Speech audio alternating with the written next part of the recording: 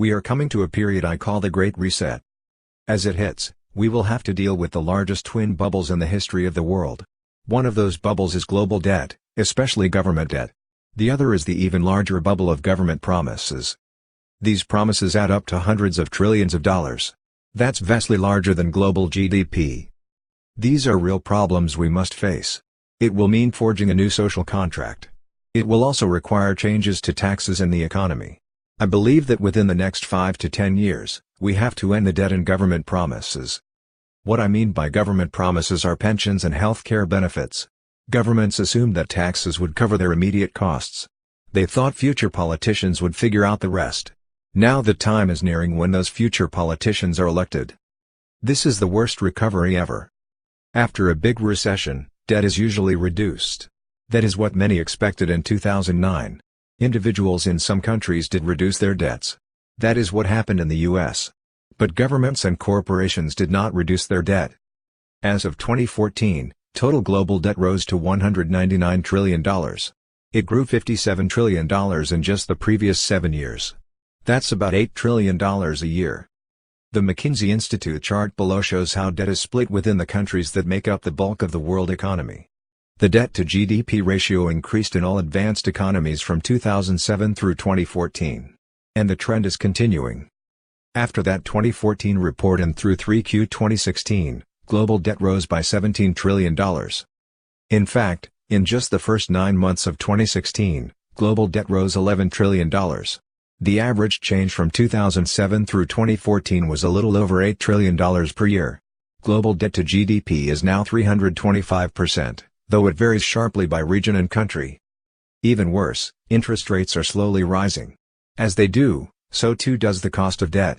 In the US, according to my friend Terry Savage, interest on the national debt is the third largest component of our annual federal budget, after social programs and military spending.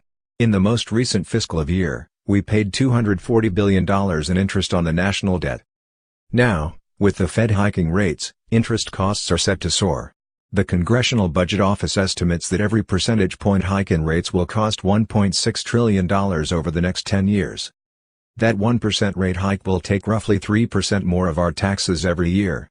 Governments must cover this with additional taxes, lower spending, or an increase in the deficit. If they increase deficits, there will be even more total debt and interest rate cost. And of course higher interest rates affect those of us who have mortgages and loans with floating interest rates. And it is not just the US that faces a grave debt problem. Global GDP is roughly $80 trillion. If interest rates were to rise just 1%, $2 trillion more would go to pay that debt increase. That is about 1.5% of global GDP. Repaying that debt requires either reduced future spending or some kind of debt liquidation. Those are the only options. Hard choices will bring turmoil. Sometime this year, world public and private debt plus unfunded pensions will surpass $300 trillion. That is not even counting the $100 trillion in U.S. government unfunded liabilities. Oops. A time is coming when people will realize that these cannot be met. Will voters decide to tax the rich more? Will they increase their VAT rates and further slow growth? Will they reduce benefits? No matter what, hard choices will bring political and market turmoil. President Donald Trump and the Global Currency Reset, GCR. The Global Currency Reset, GCR, was supposed to happen around 2012. But the cabal-infested Obama administration kept throwing one wrench after another into the GCR machinery so that it could not come to fruition. This has frustrated all who have been waiting for the Global Currency Reset to happen. But with the new Trump administration, GCR events are rapidly unfolding. At end of January 2017, a contact in London got word from Washington that a special letter to go out to the Chinese was held up by Chuck Schumer on orders from cabal elements still sticking their noses into things. But after some arm twisting, Schumer, faced with a head-on shakedown, finally signed off his section. It lost the GCR a day, but Schumer signed it with no deliberation time to protest.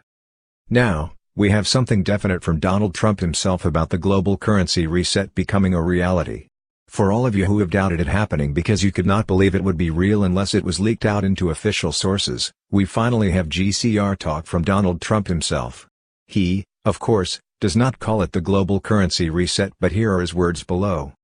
Notice that he does not address any question about trade policies, But instead Trump answers specifically about currency exchange devaluation problems, and it is well known that this would be addressed by the global currency reset, which will stop the currency devaluation wars that gain unfair trade advantage.